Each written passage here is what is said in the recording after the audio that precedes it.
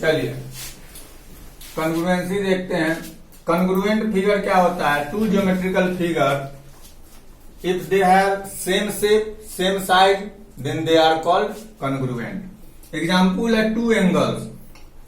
अगर दो एंगल का डिग्री मेजर बराबर हो, मान लो एंगल एबीसी 60 डिग्री है और एक दूसरा एंगल है पी क्यू आर, ये भी आपको 60 डिग्री है, तो ये एंगल क्या हो जाएगा? Angle ABC congruent angle P Q R. Clear?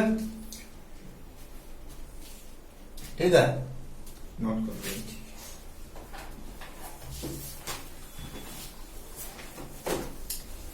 Example two squares of equal side are congruent. ये आप लोग सब 7 क्लास में पढ़े होइएगा जो भी पढ़ा रहा है, ठीक है। अब ये स्क्वायर है ABCD, ध्यान दो ABCD, और ये हो गया PQRS, ठीक है। स्क्वायर है तो सारा एंगल 90 होगा क्या? अगर इसका सारा साइड बराबर हो, ठीक है, इस स्क्वायर का और इस स्क्वायर के साइड का लेंथ इक्वल हो, तो ये क्या कहलाएगा? कॉन्ग्रुएंट कहलाएगा। यानी ABCD कॉन्ग्रुएंट PQRS। क्लियर? ठीक है, एंगल बराबर साइड बराबर हो गया तो शेप भी सेम हो जाएगा और साइज भी सेम हो जाएगा, इसीलिए दोनों क्या हो जाएगा? कॉन्ग्रुएंट हो जाएगा। कोई दिक्कत? ठीक है। लाइन सेगमेंट में क्या होता है? जैसे एक AB लाइन सेगमेंट है और CD लाइन सेगमेंट है ना? ये अगर 5 सेंटीमीटर है, ये भी 5 सेंटीमीटर है, तो लाइन सेगमेंट में केवल लेंथ होता है, तो लाइन सेगमेंट का लेंथ बराबर हो गया तो क्या हो जाएगा? कॉन्ग्रुएंट हो जाएगा। क्या है? शेप और साइज दोनों बराबर हो जाएगा। कोई दिक्कत? हाँ, दो सर्किल कब बराबर होगा? जब उसका रेडियस बराबर हो। आप लोग नोट किए होंगे इसको। दो सर्किल कब बराबर होगा? जब उसका रेडियस इक्वल हो। ये सर्किल है, इसका सेंटर O है, रेडियस R है, तो इसका सिंबॉलिक रूप फॉर्म क्या होगा? COR। क्या मीनिंग हुआ? वह सर्किल जिसका सेंटर O और रेडियस R है, इसका सिंबल क्या होगा? CQS। अगर if R equal to S, यानी दोनों का रेडियाई इक्वल हो गया, दोनों का रेडियस सेम लेंथ का है, तो ये दोनों सर्किल क्या हो जाएगा? कॉन्ग्रुएंट हो जाएगा। क्लियर है? अच्छा, दो इक्विलेटरल ट्रायंगल, ठीक है, दो equilateral triangle. Next example, two equilateral triangles of equal sides are congruent. ये इक्विलेटरल ट्रायंगल है। इक्विलेटरल ट्रायंगल का प्रत्येक एंगल 60 डिग्री होता है। इक्विलेटरल ट्रायंगल का प्रत्येक एंगल 60 डिग्री, ठीक है।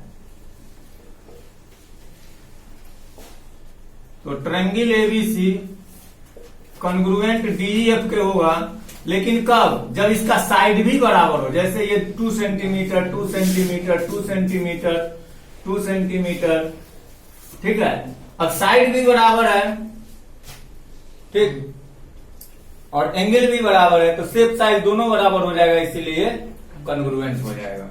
नोट करो। क्लियर है?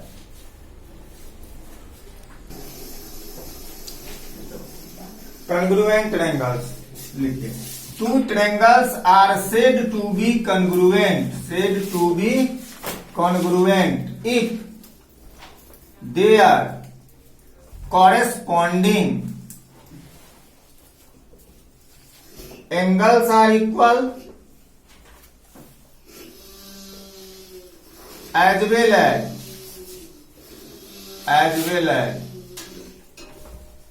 Corresponding sides are equal.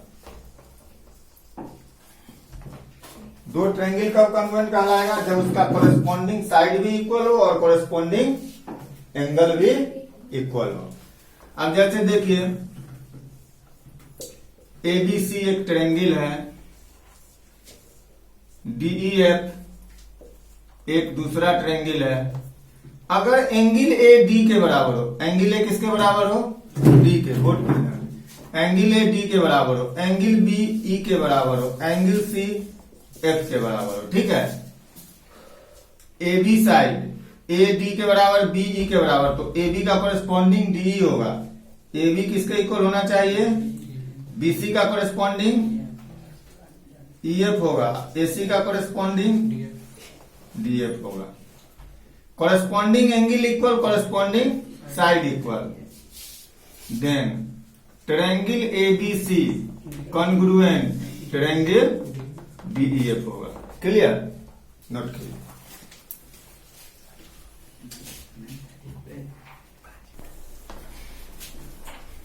चलिए एग्जाम्पल 2 देखिए। ये ट्रायंगल एबीसी और ये ट्रायंगल डीईएफ,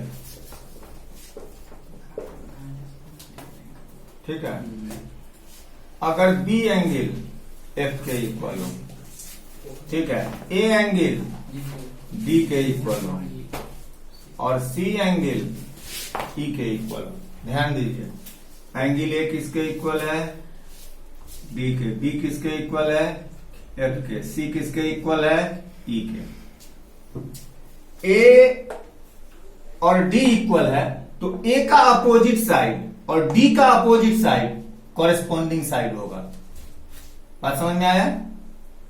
तो ए का अपोजिट साइड कौन है, बी सी, और डी का अपोजिट साइड कौन है, एफ ई। ये इक्वल लिखाएगा।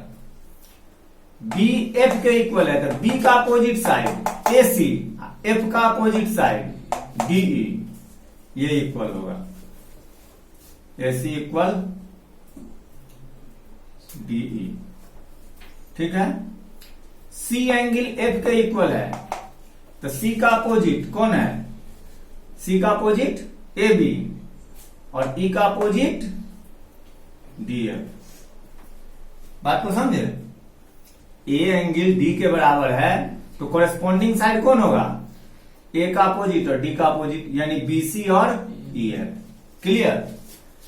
सी एंगल ई के इक्वल है तो ए बी का कॉरेस्पॉन्डिंग डी एफ होगा। बी एंगल ई के इक्वल है, सॉरी, बी एंगल एफ के इक्वल है तो ए सी का कॉरेस्पॉन्डिंग, बी का अपोजिट ए सी, एफ का अपोजिट डी ई। बात समझ में आया? अब ट्रायंगल कैसे कॉन्ग्रुएंट लिखाएगा, एगो का नाम लिख दो ए बी सी, तो ए बी सी, ए का कॉरेस्पॉन्डिंग डी, बी का एफ, सी का ई। क्या लिखेगा, D F E. D F गलत हो जाएगा, क्या लिखना होगा, डी एफ ई। क्लियर? चलिए नोट कीजिए।